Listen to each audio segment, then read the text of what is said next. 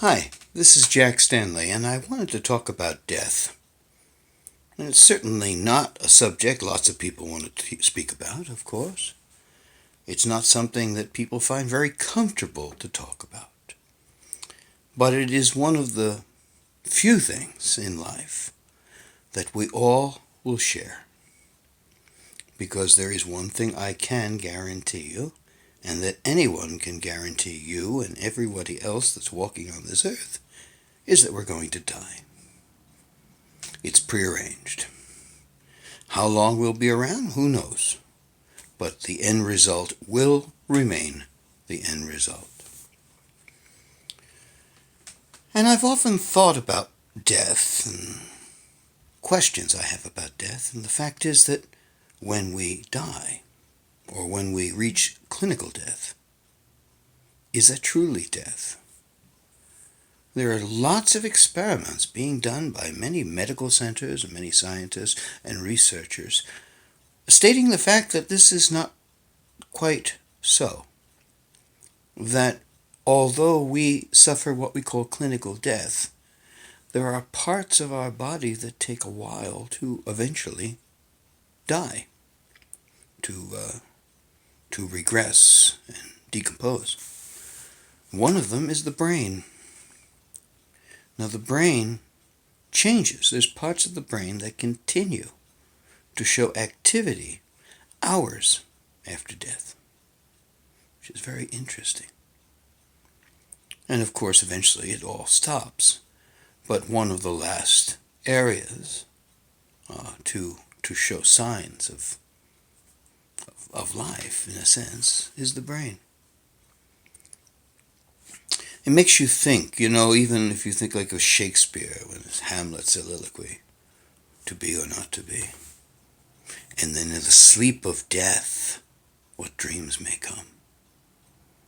And perhaps we do dream. Perhaps we see our lives. Perhaps we spend a few hours at the end of our mortal coil, reviewing our life.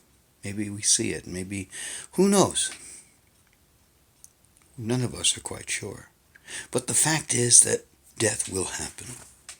And we have found different ways of dealing with it. Some people find easy ways of dealing with it. Some people have a party upon their death. Some people have very, very serious funerals. And of course, if you go back in history, in ancient Egypt, death was a very, very complex affair, especially if you were pharaoh. You had to go through the embalming process, and the rituals dealing with death were quite cumbersome and complex. You even had the Book of the Dead as an owner's manual on how to get to the other side. As time has gone on, we have looked at other cultures. In Buddhist cultures, you have your karma, you have various things that you do in your life, and upon your death, you more or less return to wherever and are reborn into another creature, whatever that creature may be. Not saying it's another human, could be a tree, could be anything, So I always say, if you're not totally sure, be kind to everybody, because you never know who you're talking to. Another thing just to mention, like Benjamin Franklin, who questioned death a lot and often thought about the fact of reincarnation. He used to describe death to people, and one time, late in his life, John Adams was mentioning to some young people what he remembered Benjamin Franklin saying about death, and how Franklin described it. He called death a grand party to which we are all invited and we are all attending. But he said, in the case of many of us, our carriages arrive earlier than others. But truly, we will all make it to the party. Other things to mention about death is, of course, that we've tried to sanitize it. We've tried to, make it as unpalatable as possible.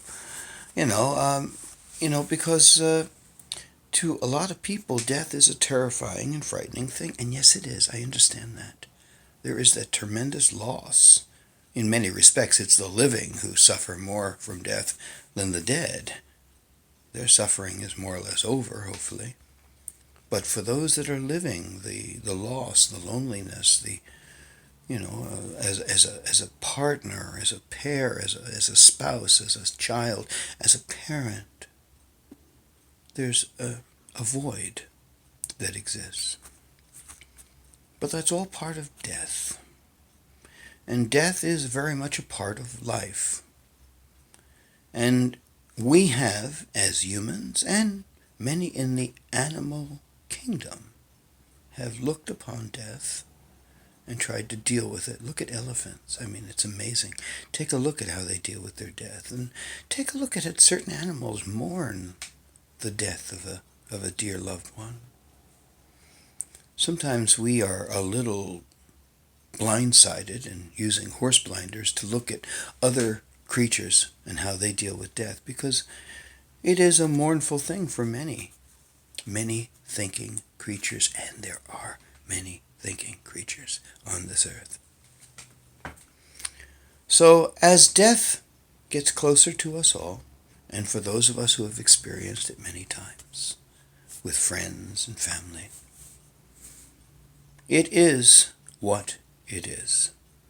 No matter how we change or sanitize things or make stories or jokes about it, death will always be a part of life. And as many people have said, death is perhaps the greatest adventure of life. Thank you.